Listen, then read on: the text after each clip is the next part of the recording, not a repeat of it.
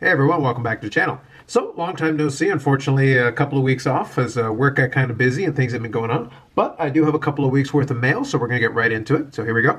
First is going to be a little bit of old, a little bit of new, some baseball and some hockey. So, starting off with a package from ComC. That includes a Carlos Delgado refractor. This is, I believe, 1996 Bowman, I want to say. Looking at it, yeah, I believe it's 1996. So you got the refractor there in the corner. That's one way to tell, obviously. It is pretty straightforward. Unfortunately, this is one of those years where you can really tell the refractor. It's a good-looking card, though. Nice, shiny card if you like that kind of thing. That Delgado's nice. Okay, then we have... All right, next we have the refractor from the subsequent year. So this is 1997 Bowman Best. Also kind of a cool-looking design. I really like this one. So this one, again, they did label it nicely, so it's right there, just as refractor. But you can make it out pretty well. A lot of these were really inexpensive too, so from the ComC order, so I was really happy with that. Next one is kind of a cool card. So this is the Atomic Refractor. And you can see obviously from the extra, both are very shiny cards, but you can see there's a lot of extra. Now one thing I did notice here, that to be honest, I would have been disturbed by this earlier, but it is kind of a common thing, unfortunately. And it's weird, I'm not really sure the reason behind the phenomenon. But one other thing I do notice with some refractors from different years is that you get discoloration in like the player's skin tone. So like you can see, comparing the two, it is the same type of card. Obviously, it's two different technologies. Cards are the same age. The shininess on this is really cool, but it is kind of a weird look the way the player got discolored. But I have seen it in some other issues in some other years of refractors, so it's not uncommon. But I'd be kind of interested to see what the actual, I guess, chemical reason for it would be. Okay, so the next one is another refractor, but this is from a different year. So this is a refractor version of Carlos Delgado's 1992 Bowman rookie card. Really clean looking card. I really like the refractor look. The autograph on there looks fantastic. And this one is numbered 97 of 99. So that's a really cool looking card. Nice addition to the collection. Next couple are some UFC cards actually. I forgot to mention that's going to be a little bit in there as well from the same ComC order. So let me see if I can do this one. Santiago Ponzinibbio. I totally butchered that, but that is one of the refractors there. I'm sort of putting together the set. It's one of those things where I'm accumulating them right now, and I just got to see how far along I get. Then you have Raquel Pennington. Again, refractor. Nice looking cards. I think you get about 6 or 7 per box on average, so you can put together quite a number of this. So there's 100 total. Jermaine Duratimi. Punching Holly home there in that shot. It's a really good action shot, actually, on some of these Topps Chrome refractors from this year. This is the 2018 edition. Next, George St. Pierre. And here he is fighting Michael Bisping. George retired recently, so he retired with the championship. I suspect he'll stick to this retirement unless another really big money fight comes along. Hard to say, but it wouldn't surprise me. We got Tisha Torres.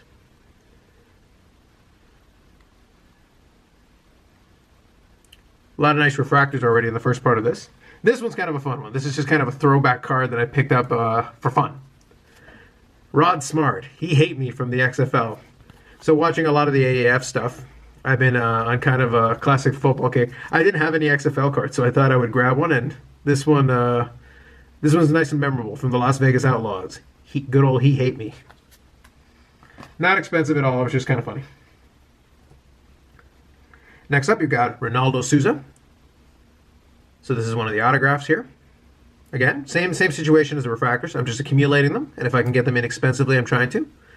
A lot going on this autograph. Swirls it quite a bit. As long as he's consistent, it's all good. Next up, Jimmy Rivera. Same thing. I think, from what I understand now, all the autographs are all refractors anyway, so there are different variations of this, of course, but I'm picking up all the regular versions for myself. All right, now returning to some hockey. Let's do a little bit for the Modano collection. So we've got 92-93 Pro Set. So that's a team leader insert set. Not a lot of inserts from this early part of the Pro Set years, but team leader set. Not crazy expensive, not crazy anything, too special, but nice little card to add to the collection. This one I like. So this one is not from the Jamie Benn Rookie Year Project. So this is actually a second-year Jamie Benn card, but it's Mosaics from Zenith. So you have Jamie Benn, but you also have Trevor Daley, and I can't read it here with the light. Let me see. Oh, and Brad Richards. There we go. A little hard to tell, but the foil etching is really cool on these cards. There you go. It's a little easier to read on that one. Brad Richards, Jamie Benn, and Trevor Daley. Not numbered or anything, but just a cool looking card. All right, next up, an insert from the Cup. So this is Run for the Cup.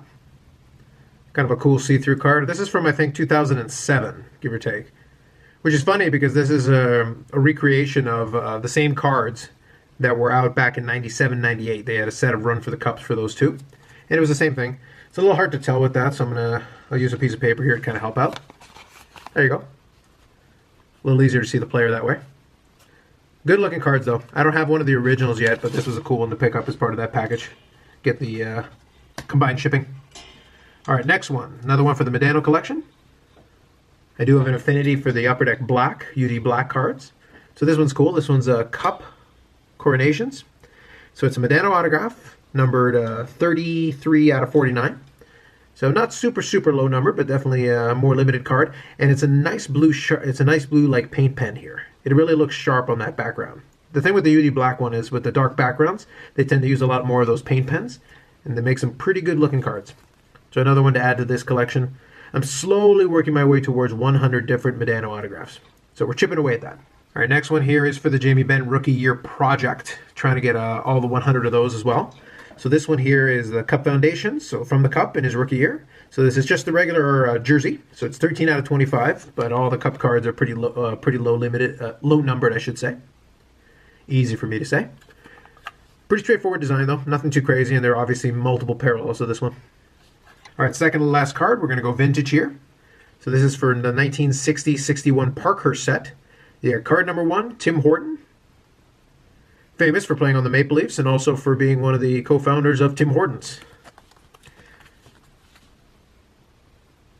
So if you have a coffee somewhere in Canada, you're probably somewhere near a Tim Hortons at the very least, even if you're not buying it from Tim Hortons directly. Clean looking card though, pretty good. Picked this one up on eBay. Slowly chipping away at this set as well. More than anything, I'm focusing on cards that really look good because it's you can get some cards with some really nice eye appeal because those colors really pop. It's nice and sharp. All right, last and certainly not least, one more edition for the Modano collection. So we've got from 2006-2007 Ultimate Memorabilia 7th edition. So we've got an In the Numbers Ultimate Memorabilia, so we got a 3-color patch there. But specifically, the In the Numbers is the gold version, which as you can see there is a 1 of 1. That's a really nice one. This was another good addition to the collection. I don't really go out of my way to try to pick up the 1 of 1s, but there were a number of them for the Ultimate Memorabilia collection. But this one here was on eBay, and I was able to make a pretty low offer. I think I got it for about $60, and then maybe another $10 for shipping. Years ago, when I started collecting these, there's no way I would have thought that I would be able to get one for under $200, let alone under $100. And $70 with shipping is a pretty great deal, and I'm going to pull the trigger on that all day long. So there you have it. 2 of my latest additions to my collection. A nice collection of things, given that I had about 2 weeks worth of stuff to work with. Hopefully we'll have one again next week. We won't have to wait that long, but it'll kind of be also dependent upon what comes in. So thanks again for watching. If you made it all the way to the end, appreciate it as always, and we'll see you next time.